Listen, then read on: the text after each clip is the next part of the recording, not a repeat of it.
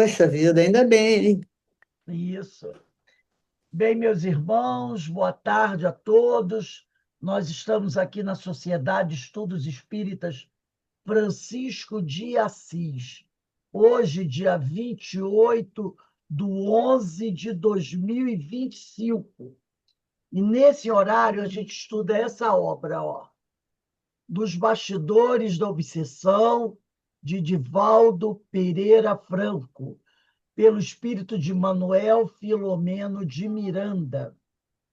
Nós estamos estudando aqui, hoje vamos começar a estudar o capítulo 3, Técnica de Obsessão.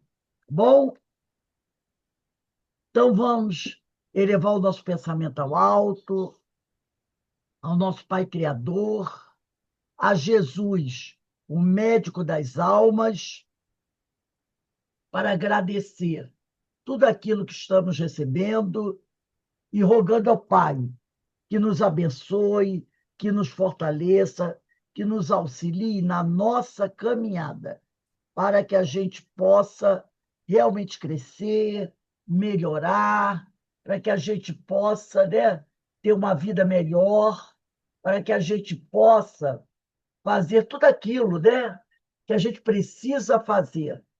Então, que o Pai nos envolva com a sua infinita misericórdia, nos dando, né, aquela paz que todos necessitamos.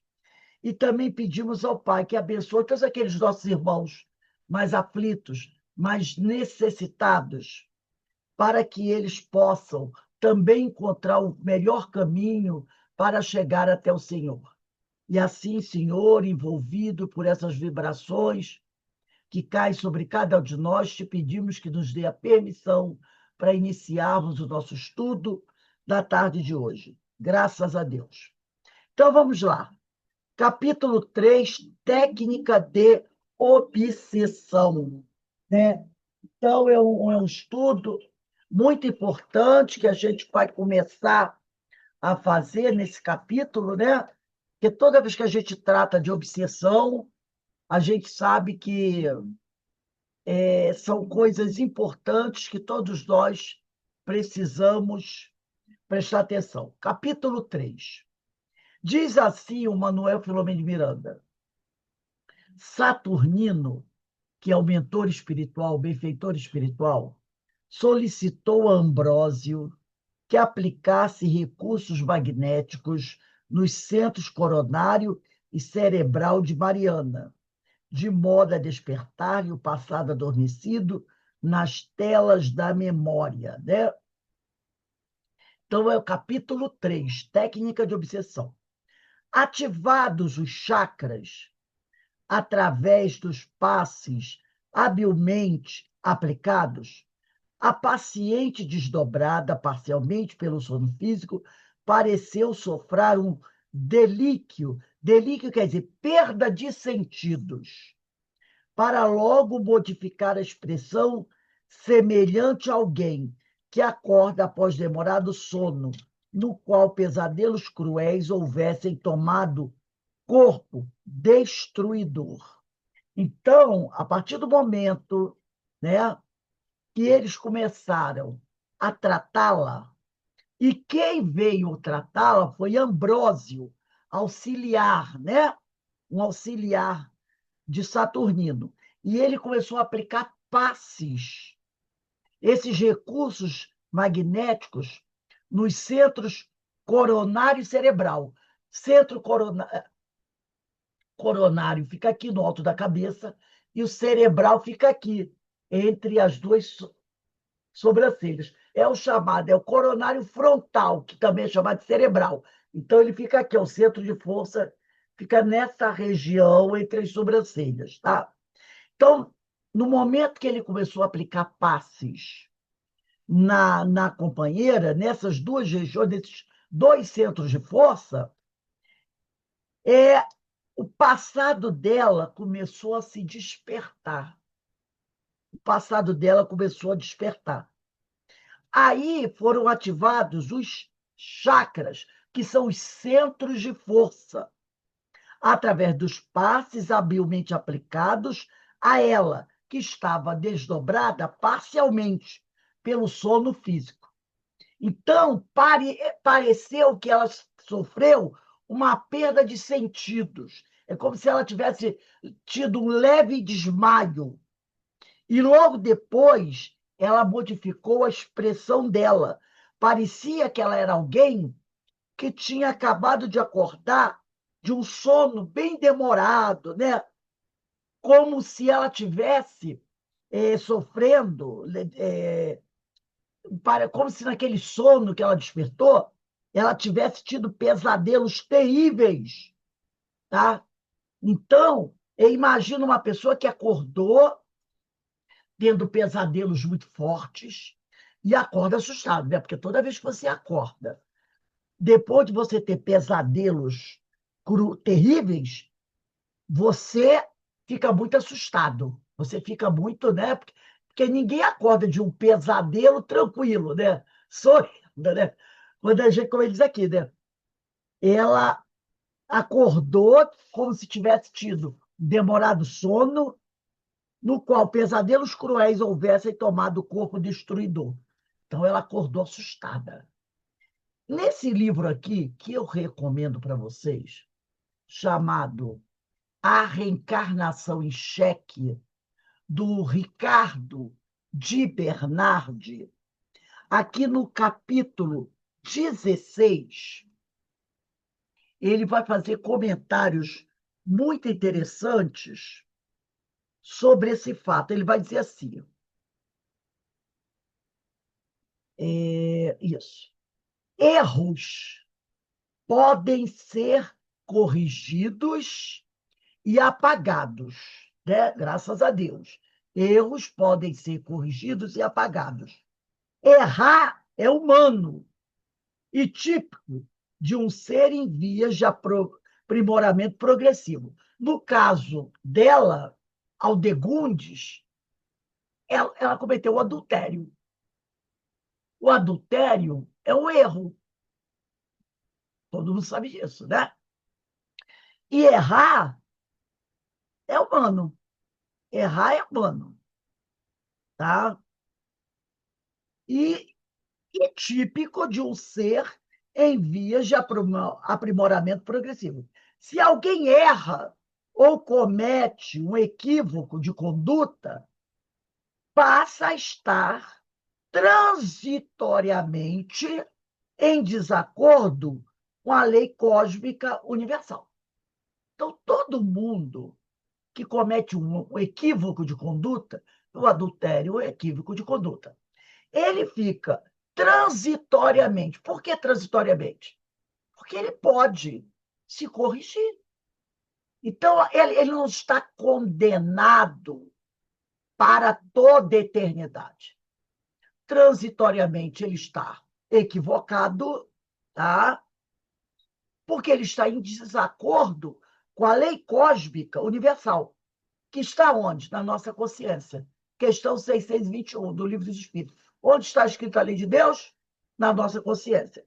Em função desse equívoco, poderá adquirir um problema pela resposta natural da lei. Então, dependendo do equívoco que essa criatura cometa, ela pode contrair uma doença grave, uma deficiência, um processo obsessivo. No caso da Aldegundes, foi um processo obsessivo, né? Que o marido voltou para buscar vingança. Não há, na realidade, castigo ou punição. Existe, sim, consequência lógica e automática. Então, o que ela está passando, né, não é castigo. Ela está passando por esse processo obsessivo porque Deus está castigando porque ela traiu o marido. É uma consequência lógica e automática por causa do equívoco que ela praticou. Quanto mais desarmonizado o indivíduo em relação à lei universal ou cosmoética, mais intensa será a repercussão deletéria de seus atos sobre si próprio. Então, quanto mais desarmonizado ficar o indivíduo em relação à lei universal, mais intensa será a repercussão. Cada vez que uma pessoa pensa ou sente, né? Cada vez que uma pessoa pensa ou sente, ela expressa os seus sentimentos ou pensamentos sob forma de energias que irradiam. Assim, nossos atos, inclusive nossos atos mentais, tá? Assim, nossos atos. Só um instantinho aqui, gente. Tá. Assim, nossos atos mentais são registrados em nós mesmos, através de vórtices energéticos que permanecem incrustados na nossa estrutura espiritual. As energias que provocamos em nosso semelhante, olha o que ela causou ao marido, também retornam a nós mesmos. Isso está lá em Mateus, capítulo 16, versículo 27. Deixa eu pegar aqui. Mateus, capítulo 16, versículo 27. Vamos ver lá o que Mateus tem para dizer para a gente sobre isso. Mateus, capítulo 16, versículo 27. Ele diz assim: porque o Filho do Homem está destinado a vir na glória de seu Pai, com seus anjos. Então recompensará a cada um segundo o seu comportamento. Então nós receberemos, né, de acordo com o nosso comportamento. Então, as energias que nós provocamos em nosso semelhante também retornam a nós mesmos como resposta. Que energias Aldegundes provocou no marido? Uma energia de ódio, uma desarmonia violenta, não foi? Que ele acabou desenvolvendo um ódio muito grande, uma vergonha muito grande. E o que ele fez? Ele buscou uma fuga para aquela vergonha, que foi o suicídio. Então, ela, de alguma maneira, terá responsabilidade nesse processo. Não que ele não seja responsável, claro que ele é, porque, afinal, quem decidiu se suicidar foi ele. Mas ela deu uma cota de colaboração para esse processo.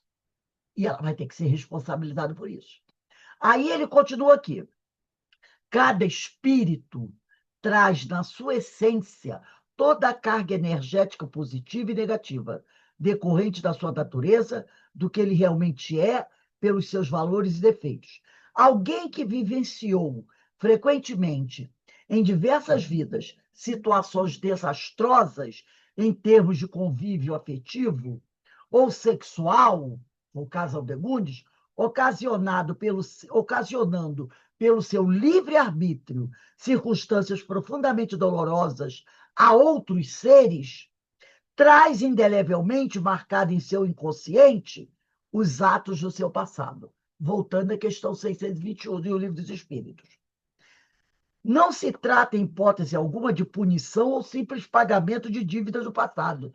Aliás, pagar dívidas é igualmente o termo errôneo e inadequado à visão espiritual da reencarnação.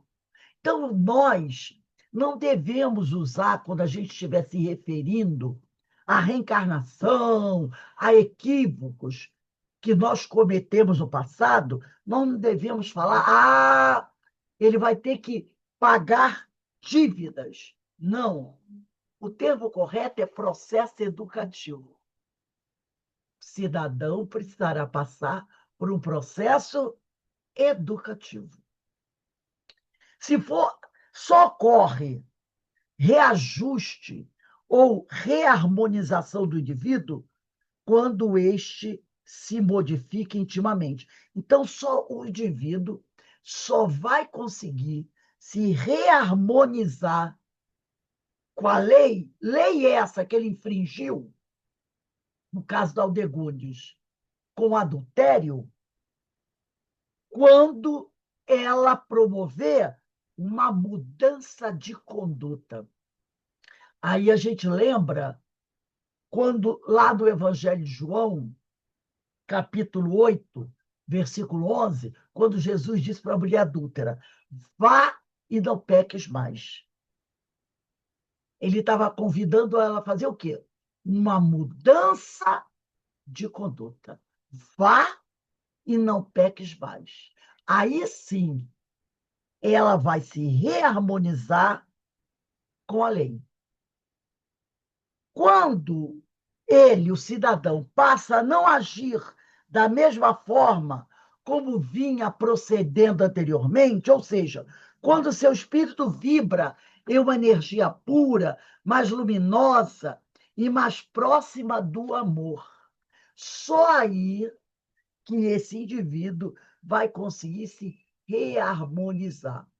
E aí a gente para pensar o seguinte: meu Deus do céu, olha quanta coisa pode acontecer quando você comete um equívoco grave, como o adultério é um equívoco grave.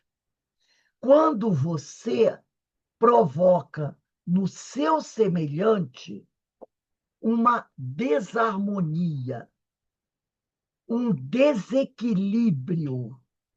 E o que é Aldemir? Tudo bem, ele cometeu os erros dele, mas não é porque ele tinha cometido os erros dele que ela estava justificada nos erros dela. Porque ela podia. Ela podia ter ido embora, não podia. Podia ter deixado ir embora, sem adulterar. Ela podia ter feito isso. Enfrentar a família, e aí ela ia ser injuriada, mulher adúltera, mulher que abandonou o marido, aquelas coisas, né? Que o pessoal fazia. Mas aí ela não teria a culpa em relação a ele. Seria uma decisão que ela tomaria e ela enfrentaria o que fosse necessário enfrentar pela atitude que ela tomou ao decidir abandoná-lo. Mas ela não teria ali causado o que ela causou com o adultério. Porque ele se suicidou não porque ela o abandonou, mas por causa do adultério. Porque é aquela vergonha, né? A sua mulher foi embora. Até hoje, isso não causa estremecimento em pessoas? Se ela fosse embora, fugisse, ele poderia até ter atos violentos, mas ele não poderia alegar que a honra dele foi manchada pelo adultério dela. Então, o Ricardo de Bernardi aqui, nesse capítulo, o título do capítulo é muito interessante, é Defeitos Físicos são explicados cientificamente e que a reencarnação é pura fantasia. Então, ele vai falar sobre as questões que muitas vezes, né, são causadas, nós causamos em nós mesmos, pelas atitudes que nós tomamos. Então, esse capítulo 16, é muito bom desse livro, A Reencarnação em Xeque. Vamos prosseguir aqui. Do mal-estar momentâneo, que eu parei aqui, quando ele disse assim: após demorado sono, no qual pesadelos cruéis houvessem tomado o corpo destruidor. Do mal-estar momentâneo, que ela acordou passando mal por causa dos pesadelos. Do mal-estar momentâneo passou um aspecto de desvario. Parecia que ela ficou meio enlouquecida, através do qual as palavras fluíram, ora no idioma de Mariana, que era a língua portuguesa, que ela falava o português, ora na língua de Aldegundes, que era o holandês. Então, ela passou a falar, e naquele momento, às vezes ela falava em holandês, às vezes ela falava em português, sabe? Ela mostrando bem que ela estava presa entre aquelas duas existências. Ora na língua de Aldegundes, para afirmar-se dos vocábulos em que se espremia esta última. Parecendo reconhecer Guilherme, o vigoroso perseguidor, que é o ex-marido, estremeceu, olhando esgazeada, como se desejasse fugir. Lentamente, se lhe transfigurou o semblante, que adquiria as características fisionômicas de arleniense do passado, né? Lá da Holanda, da cidade de Arlen, de onde ela era. Eram visíveis os sinais da loucura que dela se apossara nos últimos dias da existência física. Porque depois que ela voltou à casa onde morava e soube que ele havia morrido, e aí as acusações vieram de todos os lados, da família dele, dos vizinhos, dos amigos, ela estava muito desestruturada e ela acabou se perdendo, né, se desequilibrando mentalmente, e aí a família internou ela no hospício. De repente, era até um processo depressivo, né? Mas naquela época, quando uma pessoa começava a ficar assim, transtornada, desequilibrada, eles internavam logo no manicômio, ainda mais que era um caso de vergonha para a família, internavam logo e a pessoa acabava ficando louca lá pelo tratamento que era horrível, né? Do descontrole inicial passou a mortificação, libertando-se dos braços acolhedores de Dona Rosa e, arrojando-se aos pés do antigo esposo, a rogar-lhe perdão em lacinantes, agoniados apelos. Ouvindo-a lúcida, na forma antiga, porque ele ouvia ela falar em holandês, né? Como Aldegundes falava. Guilherme adquiriu expressão patibular, fria, e rechaçou-a com mordacidade. Eu, assim, de forma irônica, né? Eu estava desesperada, disse ela. Justificou-se em pranto, quando fugi do nosso lar. Perdoa-me, ignoras o que padeci e ainda padeço na masmorra em que agora me movimento, referindo-se ao corpo de Mariana. Então, ela estava dizendo que aquele corpo atual era para ela uma prisão. Há uma dor inidentificável em minha alma. E uma noite sombria de horror me segue sem trégua. Tudo isso por quê? A consciência dela. Não consigo chorar por ignorar a razão dos sofrimentos quando os punhais invisíveis da justiça me alcançam. Só uma revolta pesada me agrilhoa a um desejo incoercível de morrer, de sumir, de perder a consciência para sempre. Isto, retrucou o antigo companheiro, o Guilherme, é apenas o início das penas que te aguardam. Agora sim, verterás o pranto da reparação até quando, saciado, eu me possa considerar capaz de absolver-te a indignidade sem limite. Saturnino, Ambrósio e os demais assessores espirituais, embora em atitude de alerta, mergulhados em pensamentos salutares, deixavam que as duas entidades, Guilherme e Aldegundes, né, por momentos se reencontrassem, mediante o diálogo doloroso e azedo que, no entanto, abriria as portas ao melhor entendimento. Então, os amigos espirituais, né, deixaram que eles ficassem ali trocando acusações, né?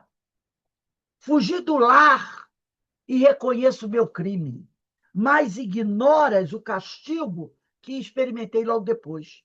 Nunca fui amada, nem por ti, nem por ele. Ele é Mateus. o pai atual e ex-amante. Em tuas mãos não passei de animal de carga e objeto em vãs emoções.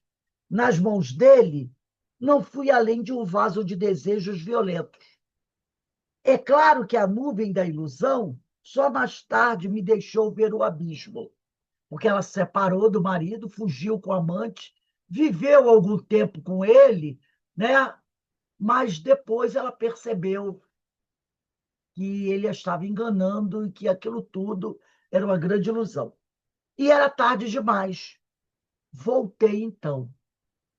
Tiveste a desgraça de voltar ao Arley? Perguntou Guilherme. Vociferou o esposo desdenhado. Ele não sabia que ela voltou, porque ele se suicidou antes dela voltar. Achaste, por acaso, insuficiente a punição indébita que me impuseste a ponto de retornar aos sítios em que éramos conhecidos? Que pretendia desvairada? Rogar-te perdão. Eu que ainda supunhas que me amavas. Amar-te quando arruinaste minha vida. Então a gente vê aí que ele carrega muito daquela coisa do orgulho, né? Do orgulho do homem ferido. Essas coisas assim. Sem nunca, é claro, refletir se ele teria algum tipo de responsabilidade nesse processo todo. Jamais. Ele nunca parou para fazer essa reflexão. Botou a culpa toda em cima dela. Nada eu supunha, esperava piedade, diz Aldegundes, e comiseração, um pedaço das nossas terras para sucumbir entre as tulipas que eu mesmo plantara, que a Holanda é tradicional, né? Pelas tulipas, e em cujos campos conseguíramos os inigualáveis exemplares das geisnerianas, clusianas, túrcicas, dilacerada pela saudade e pelo remorso, acalentava como um náufrago uma tênue possibilidade de salvação. Ignorava certamente que, envergonhado e ferido, fugi, diz ele, né? Não conseguindo morrer, aumentando a minha desgraça. Não poucas vezes forças demoníacas me punham ao teu e ao lado do desalmado ladrão para me supliciarem com a visão alucinante sem limite. Como os odeio, como os detesto. É impossível, infame qualquer tentativa dele. Então ele está falando, né? Odiava ela e o amante. Negas-me, então ainda hoje, diz Aldegundes, a gota de misericórdia? E quem és tu? Olha aí, né? Ela pede perdão, ele vê que ele não perdoa, ela é um duelo. Eles estão duelando. E quem és tu, se não o responsável maior pela minha infelicidade? Como te atreves a ferir-me com teu escárnio e o teu ódio? Sim, também te odeio. Deixa-me dizê-lo como te odiava antes e não sabia. Nunca me deste a oportunidade de amar. Negociaste minha vida com os meus pais, que os casamentos anteriormente eram assim, né? Tudo por interesse. Considerando a minha juventude e minha saúde, porque ele era quase 20 anos, quando ele casou com ela devia ter uns 18, 17 anos. Ele era quase 20 anos mais velho que ela, né? Então ele diz aqui: considerando a minha juventude e minha saúde, e ninguém, nem tu, nem eles, os pais dela, né, jamais procurou saber se eu possuía um coração ou acalentava o sonho de menina. Realmente, muitas jovens naquela época, no passado, sofreram muito por causa disso. Meninas de 13, 14 anos eram negociadas pelos pais com homens muito mais velhos, de 40, 50, 60 anos. Iam morar, às vezes, nas fazendas desses homens grosseiros, brutos. Só não eram tratadas igual os escravos que eles tinham, porque elas eram a senhora. Então, ela era chamada de senhora, mas eram tratadas com grosseria, muitas vezes espancadas pelos maridos na frente das escravas, que ainda eram as que socorriam elas. Qualquer um que viu uma novelinha aí de época, uma escravizaura, qualquer novela de época, percebe esse. Como é que as mulheres tratavam os maridos? Senhor meu marido, senhor barão, entendeu? E eles também tratavam assim, ó, senhora baronesa. Ah, era assim. Ele chamava ela. Ah, essa novela que passa aí agora, eu não sei se nem acabou, se acabou, que é. Oh, meu Deus. Tinha família de italianos, imigrantes italianos, né? Tem um casal que é o Antônio Fagundes, e ela é uma atriz muito famosa, né? Acho que é a filha até daquele Duarte, né? É uma atriz famosa. Vocês já repararam o tratamento deles? Se vocês já viram essa novela, o Antônio Fagundes é um fazendeiro, plantador de café, produtor de café. Então, ele fala. Ela, deixa eu ver aqui. A senhora, minha esposa, ela, o senhor, meu marido. E a filha dela tem uma filha mais nova, que ajuda o pai a administrar a fazenda, é casada com um deputado. Ela só chama o marido de senhor, meu marido. Senhor, meu marido. Essa é a jovem, deve ter uns 20 e poucos anos. O marido é da mais ou menos da faixa etária dele. Ela só chama ele de senhor, meu marido. E a mãe dela, da mesma maneira, com o marido. Senhor, meu marido, a senhora, minha esposa. Era assim que eles se tratavam. Podiam até se gostar, mas se tratavam assim. Sabe, aquela coisa formal. Isso, no caso dessa novela, até tem algum sentimento entre eles. Que a pessoa, depois de 10, 20 anos de casada, se o marido ainda tratasse bem, ela podia até desenvolver um sentimento por ele. Mas se não tratasse bem, era raiva, aquela raiva contida, aquela mágoa. E ainda tinha os filhos, né? Imagina tudo isso, né? A questão sexual. Já pensou? Eu fico pensando, a noite de núpcias de uma menina de 13, 14 anos com um homem grosseiro, estúpido, ignorante, de 40 a 50 anos. Alguém viu aquela novela Gabriela? Aquele menino que morreu, que ele fazia espetacularmente, né? Esqueço o nome, minha memória também às vezes foge. Era o. Ele, o Antônio Fagundes até trabalha também nessa novela. Ele faz o chefão, o coronel principal. E esse que mata a esposa, esqueci quem lembrar do nome do artista, fala ele morreu. Ele era casado com a Dona Sinhazinha. Dona Sinhazinha. Ele gostava dela. Ele gostava dela. Mas ele era um homem, um dos homens mais ignorantes que eu já vi na minha vida. Inclusive, o ator, quando ia gravar essa novela, ele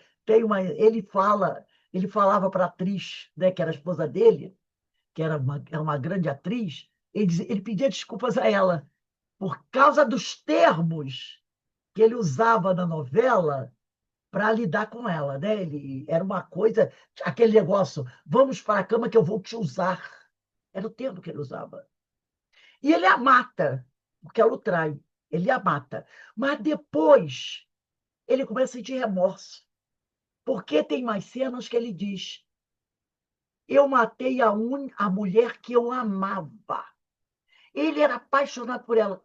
Só que ele não sabia demonstrar o amor por ela. E ela gostava dele. Ele era apaixonado por ela. Mas ele não sabia demonstrar o amor. Porque ele tinha sido criado daquele jeito. Então, se ele era o ignorante terrível, imagina o pai dele. O pai dele não fazia com a mãe dele. Imagina o que o avô dele não fazia com a avó dele. Que a história é passada por volta de 1920. E ele era assim. E esse era Era até os anos 40, era assim que os homens tratavam as mulheres, as esposas e os filhos também. Os filhos também eram tratados assim. Como é que esses filhos conseguiam amar os pais? É complicado, né? Olha o que o Degundo está dizendo aqui. Ela demonstra aqui uma raiva não só dele, que a comprou, e também uma raiva pelos pais, que foram indiferentes aos sentimentos dela. Entendeu? Como eram, entregavam suas filhas. Gente, mas isso não é uma coisa, não. Só do passado, não. Porque eu vi uma matéria outro dia na Índia, lá do interior, meninas de 10, 12 anos sendo entregues a homens pelo casamento de 50 a 60 anos. As crianças, é uma coisa que partiu o coração, são trazidas de dentro de casa, que elas se escondem pelo pai e pela mãe, agarradas, e a criança sai esperneando, gritando, menina de 10 anos.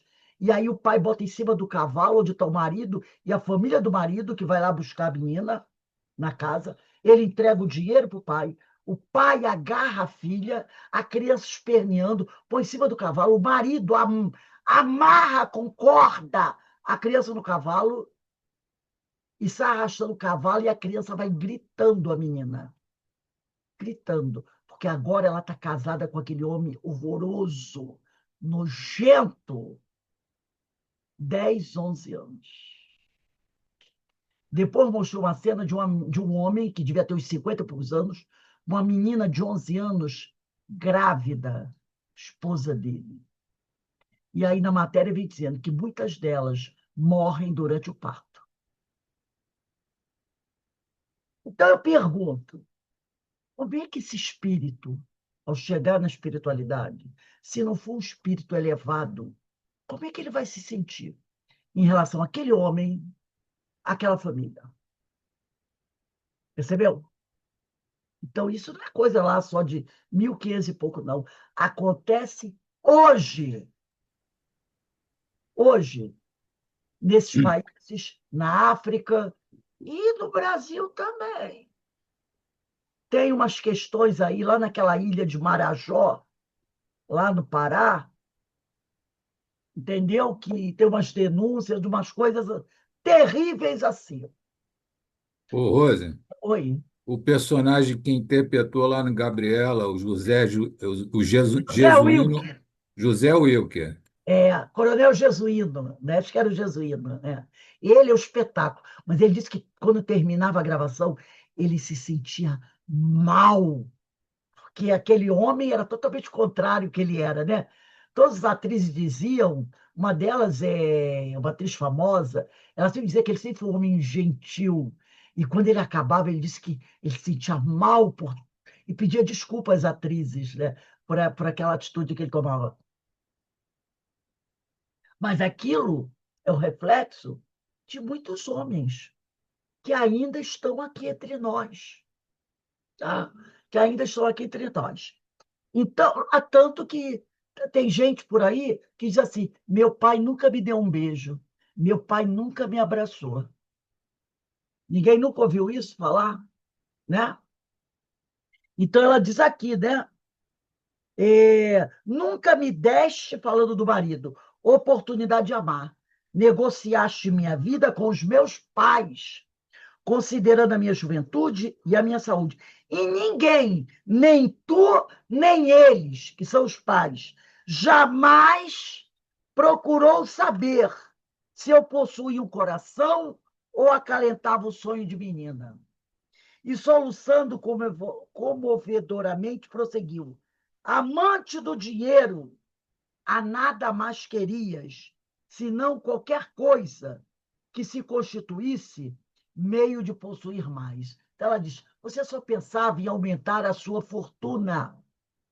Fizeste de mim uma igual aos teus empregados, nas leiras sem fim dos bulbos, quer dizer, no meio da terra, da plantação, entre os canteiros de tulipas, Nelas, porém, encontrei ligeira felicidade. Nas suas pétalas descobria o milagre da vida, a beleza e a cor que me roubavam. E depois, mais velho do que eu, quase 30 anos.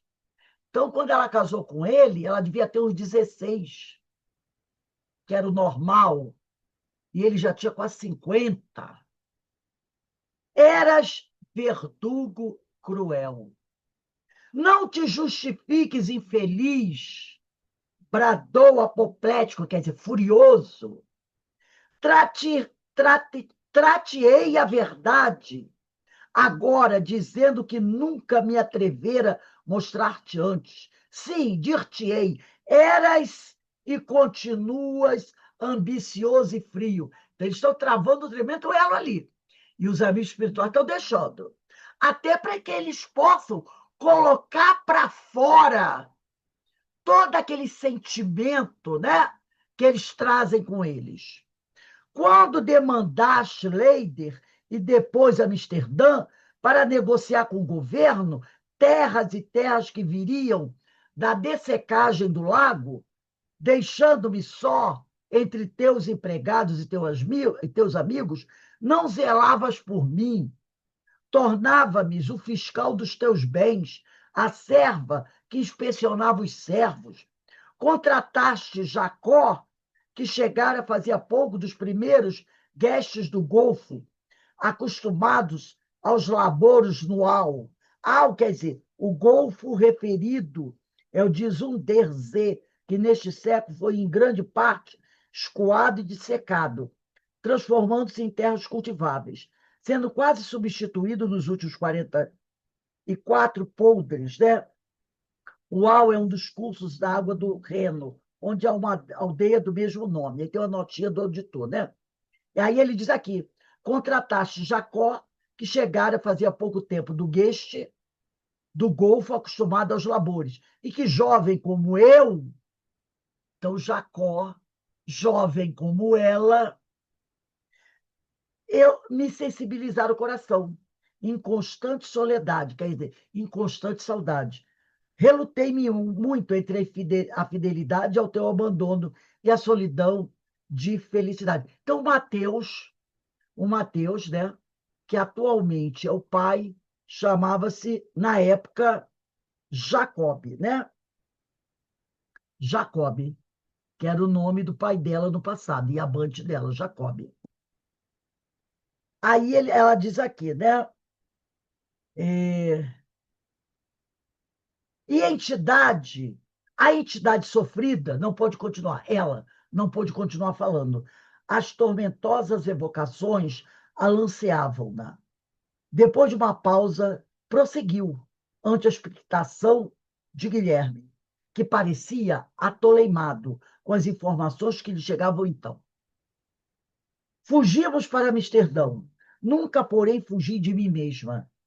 Nos primeiros tempos, ainda dominada pela paixão que me enceguecera, consegui sobrepujar o remorso.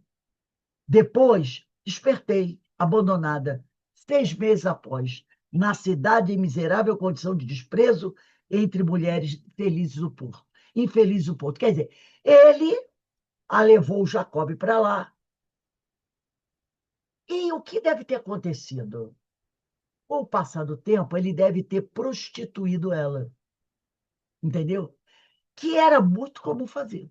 A mulher fugia do marido, ficavam juntos alguns tempos, o que não é de vez em quando acontece, e logo depois ele faz o quê? Ele se torna um cafetão, prostitui a mulher, coloca ela na prostituição para poder produzir algum dinheiro para ele.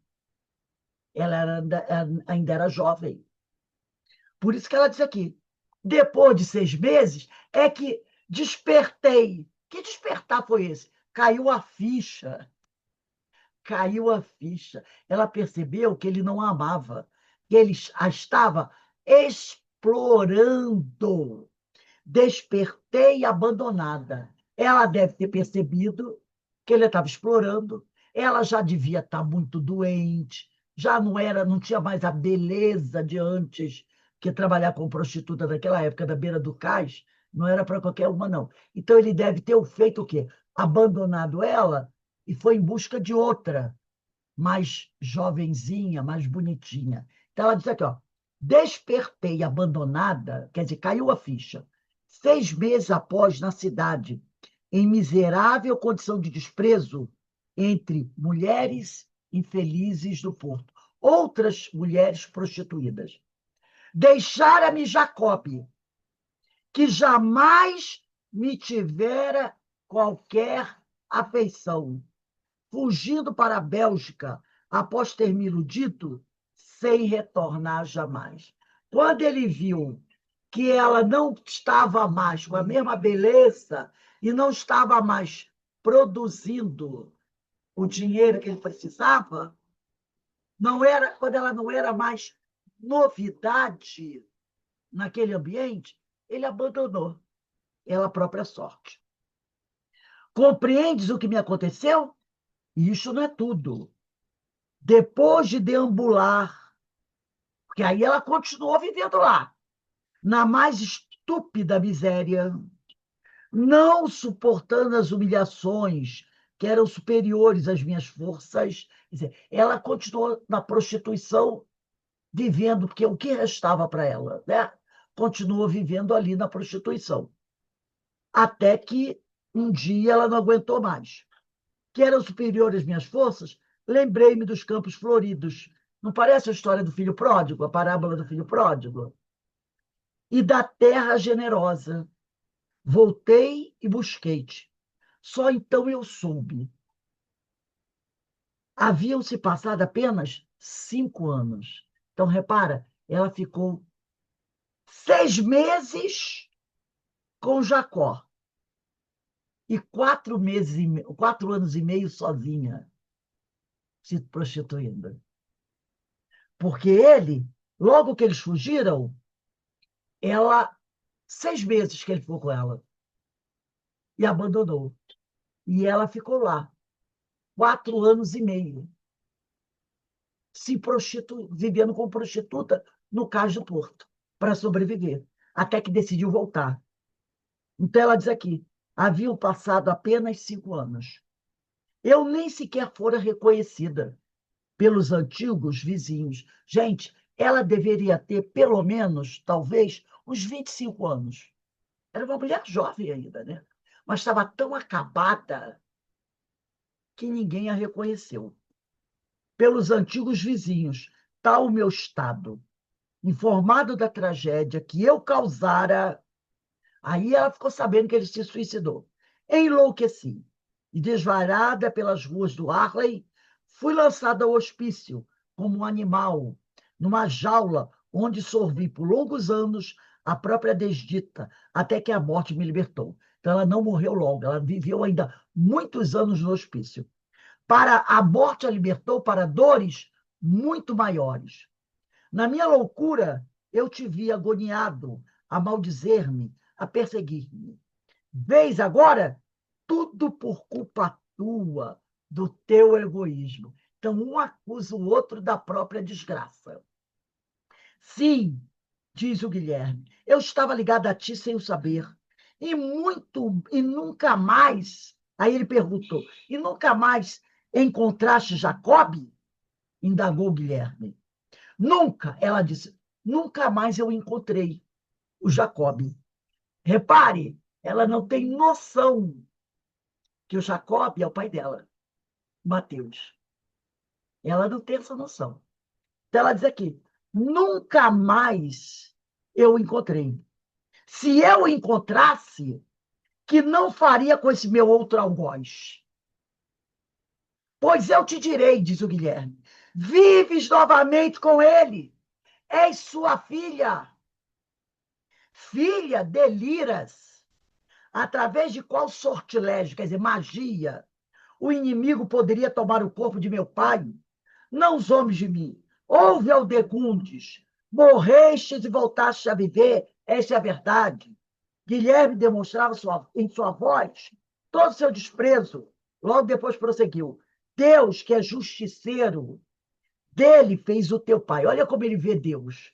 Deus que é justiceiro. Está dizendo que Deus é um justiceiro. Dele, do Jacob, fez teu pai, unindo os dois, para que eu agora me possa vingar. Vês por que não me fugireis do guante da reparação? Mateus, que é o teu pai, pai de Mariana, em cujo corpo vives prisioneira, é o teu amante e o meu infelicitador novamente reunidos. Agora poderei, quer dizer, agora poderei destruir os dois. Aí eu vou novamente nessa obra Reencarnação e Cheque, do Ricardo de Bernardi, no capítulo 17, aonde ele vai falar sobre essa questão da reencarnação e família.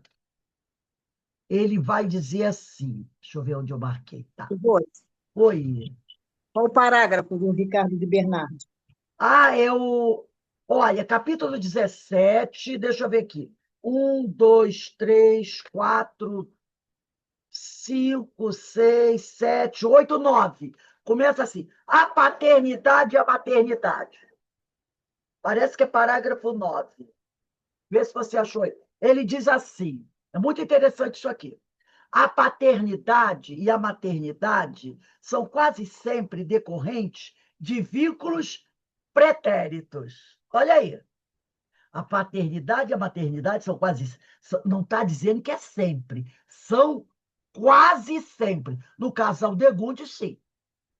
Decorrentes de vínculos pretéritos. O triângulo constituído por pai, mãe e filho resulta de uma continuidade necessária para todos os envolvidos na nova constelação familiar, na qual também irmãos e parentes próximos são normalmente ligações de encarnações anteriores. Nossas dívidas se fazem muitas vezes dentro do núcleo familiar e retornamos para corrigir as distorções antigas no mesmo meio. Nossos filhos são espíritos, é o título de um livro do Hermínio de Miranda. E são espíritos com os quais já mantivemos antes importantes vínculos. Com relação à natureza desses vínculos, poderemos classificá-los em vínculos de afeto e desafeto. Então, no núcleo familiar, você pode ter vínculos de afeto e desafeto. Frequentemente, as dificuldades vivenciadas por duas pessoas geram entre elas um ódio mútuo. Olha aí, ó. Aldegundes, Jacob e Guilherme. Ou outra ligação fortemente estreitada pelas energias deletérias de sentimentos inferiores. São os vínculos criados pelo desafeto do passado.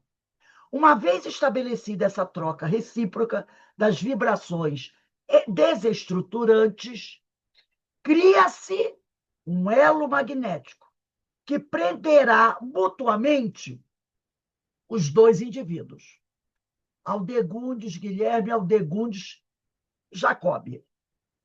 Não só o amor, mas igualmente o ódio une as pessoas. Porque muita gente acha, né, que só o amor une. Não, o ódio une. O ódio une as pessoas.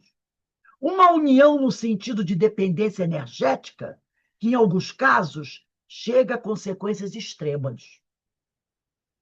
Espíritos ligados um ao outro requerem uma solução terapêutica. A ligação, esse triângulo de ódio, necessita de uma solução terapêutica, que muitas vezes só encontra resolução adequada pela anestesia do passado, apagando-se temporariamente as lembranças perturbadoras através da nova reencarnação. Então, Aldegundes e Jacob vão reencarnar dentro da mesma família. Vão ter que passar pelo quê? Vamos dizer assim, o apagamento da memória, temporário. Amnésia temporária. Todo mundo não reencarna com amnésia temporária? Sim. Aí ele fala aqui: contudo, a reencarnação se tornará realmente eficaz na sua função educativa. Então, a reencarnação se tornará realmente eficaz na sua função educativa e não para pagar crime. Lembra que nós falamos isso anteriormente? Função educativa, mantendo os dois envolvidos próximos, no caso, Aldegundes e Jacó, criando-se condições para que haja um vínculo de amor entre ambos. Então, é preciso colocar os dois numa ligação para que haja um vínculo de amor entre ambos. E não vamos nem esquecer aqui que, no futuro, eu estou abrindo um parênteses aqui, não é do Ricardo de Bernardo, quem está falando sou eu, que no futuro, quem sabe Guilherme, se Mariana casar, não poderá ser filho dela e neto do Mateus. Entendeu? Poderá vir, já pensou? Ele, Guilherme, teu vovô, Mateus, possibilidade. Mas vamos voltar aqui. Como ele diz, contudo, a reencarnação se tornar realmente eficaz na sua função educativa, mantendo os dois envolvidos próximos, criando-se condições para que haja um vínculo de amor entre ambos. Ao renascerem sob o mesmo teto, no templo do lar, pelo Instituto da Reencarnação, anestesiados pela sábia lei do esquecimento do passado, eles aprenderão a se perdoar e a se amar. Aquele bebezinho, aquele bebê que agora o pai ou a mãe abraçam e acariciam emocionados, pode ser uma vítima sua do passado, que agora receberá a cota de atenção e os cuidados que lhes eram devidos. A lei da reencarnação propiciou condições para que, nesse instante, vítima e algozes se abracem, chorem de emoção e passem a desenvolver uma nova experiência, a experiência do amor. As circunstâncias são absolutamente peculiares a cada caso. Para cada caso, vão ter as suas peculiaridades. Mas só através da reencarnação e do véu do esquecimento do passado, poderemos compreender a máxima cristã de amar os inimigos. Fantástico, né? Ele diz aqui, só através da reencarnação e do véu do esquecimento do passado, poderemos compreender a máxima cristã de amar os inimigos. Aldegundes, Jacob e Guilherme estão sob tratamento da espiritualidade.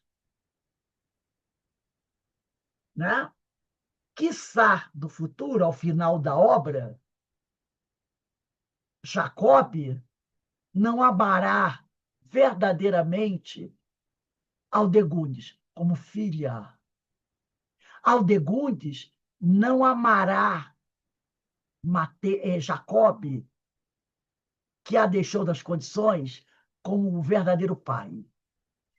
E Guilherme poderá, né? Lembra do Sigismundo? Ser um futuro filho de Mariana no casamento, e ele não poderá vir a amar aquela que o traiu e o outro, amante dele, o avô. Então ele diz aqui, só através da reencarnação e do véu do esquecimento do passado, poderemos aí sim compreender a máxima cristã de amar os inimigos. E aí eu pergunto a vocês aqui agora, né? Será que nós que estamos aqui assistindo essa aula não teremos em nossa família, não estaremos em nossa família agora amando um terrível inimigo do passado que pode ter reencarnado como um filho ou um neto nosso, já que a maioria que já tem neto, eu não sei Eu tenho. o Joey, mas eu tenho netos, eu tenho 2 netas, né? Será que nós não estaremos amando Eu hoje? tenho, eu tenho uma adversária declarada dentro de casa, que é a minha filha.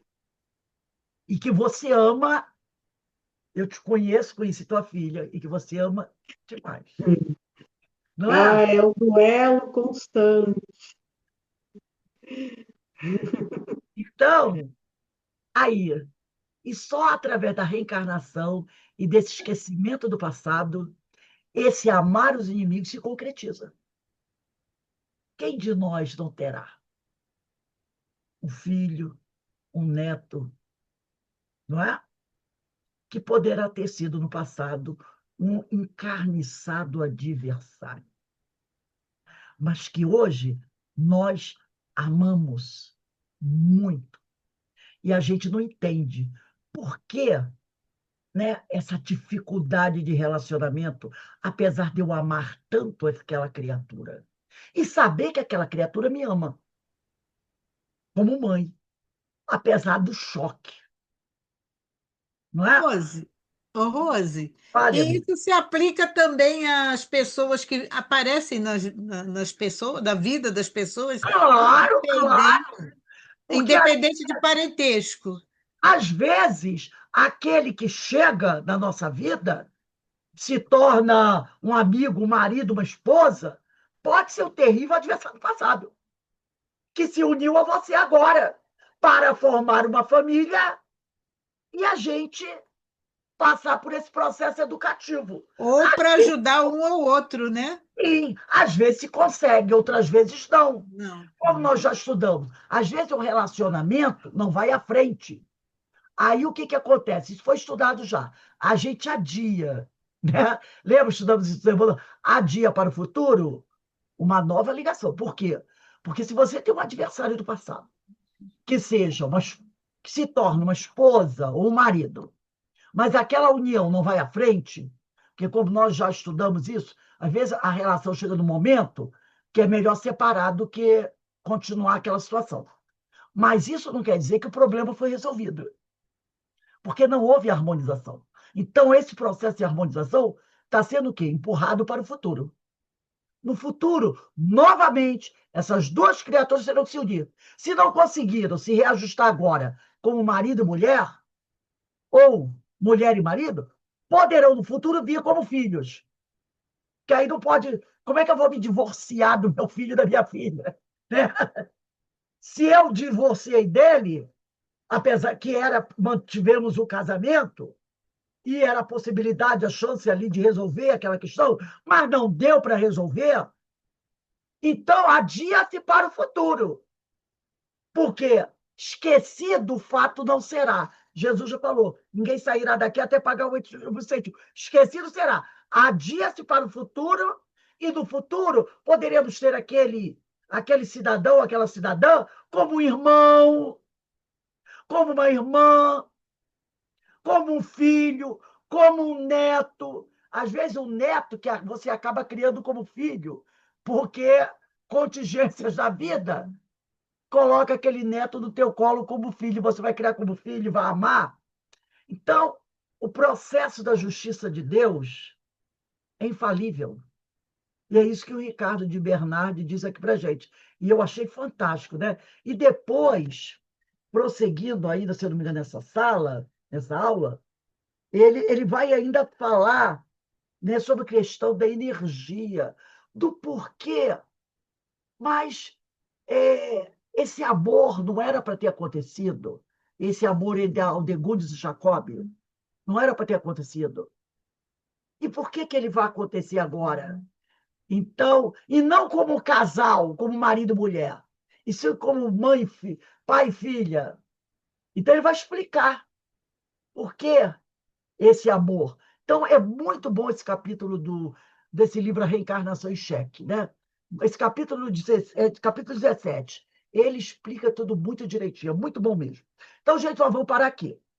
Esse parágrafo que nós estamos aqui é o parágrafo 28, que começa assim: nesse momento saturnino, parágrafo 28, que a gente vai dar continuidade dia 4, não, desculpe, dia 5, 5/11.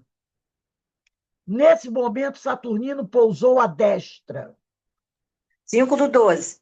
É 5/12, é verdade. 5/12.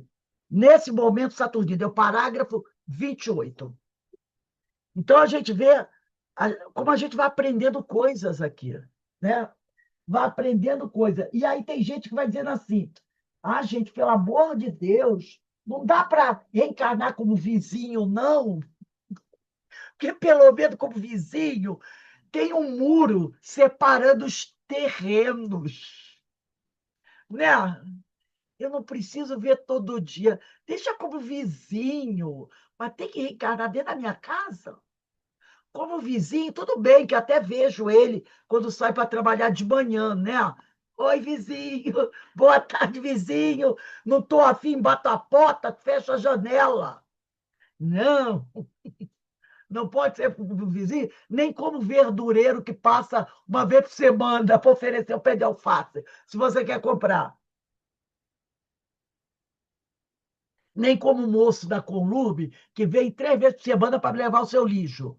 Porque aí você só vê 3 vezes a semana. Não! Vai ser dentro da sua casa. Né? E quando nascer, você vai pegar, ai, que bebezinho lindo, né? Todo chuchuzinho, né? Vai comprar roupinha bonitinha para ele, vai enfeitá-lo, deixá-lo maravilhoso. Mal sabendo quem é a pérola que tá chegando ali, né? Mal sabendo quem será essa pérola do Mar do Norte. Então, gente, é a justiça do Senhor. Porque eu te digo uma coisa, nenhum de nós pensaria algo assim. Vou pegar o inimigo para botar dentro da minha casa. Quem de nós pensaria isso? Mas ia colocar lá, ó. Vai lá para uma base no Ártico, reencarna lá, mas dentro da minha casa? Não, isso não é. A gente não pensaria isso jamais. Isso são coisas do Senhor, né? Bem, meus irmãos, vamos encerrando aqui o nosso estudo. 5h30, a gente retorna para o estudo do Livro dos Médiuns, também muito bom esse estudo.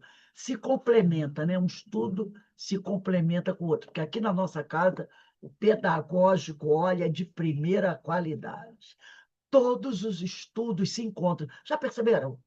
Livro dos Espíritos, Dramas da Obsessão, Sermão do Monte, Diversidade dos Carisma, Amélia Rodrigues, livro dos bastidores da obsessão, todos eles se encontram. Você começa a estudar e vai dizer assim, meu Deus, eu estudei essa semana, não lembro o livro, eu estudei essa semana. Os estudos se encontram, se interpenetram. E a gente vai usando o que aprendeu no estudo, dentro do outro estudo, eles se complementam. Isso é um trabalho muito bem feito da espiritualidade. Gente, não é por nada, não. Não é porque é a nossa casa espírita, não é porque eu e o Denise coordenamos, não é por causa da... É porque é o trabalho da espiritualidade. E um trabalho muito sério e um trabalho que eles estão percebendo que está dando frutos. Então, eles estão investindo nesse trabalho, porque eu nunca vi uma... É a tal da interdisciplinaridade, né, Denise? É perfeito. Eu nunca vi isso. Eu disse, meu Deus do céu, é porque também a gente precisa de mais. E aí eles... Você não sabe o Oh, quanto Senhor, o tem quanto eu piedade aprendi, dessas hein? pessoas. E olha que eu era verdinha, verdinha. Então, a gente vai vendo, né? Como É a gente verdade. aprende. Então, Sim, graças a Deus, é o Senhor. graças a Deus. Graças a Deus, você. Então, vamos dar uma paradinha aqui, tá, meus amigos? 5h30 a gente está de volta para o estudo de O Livro dos Médiuns. Um beijo no coração de todos.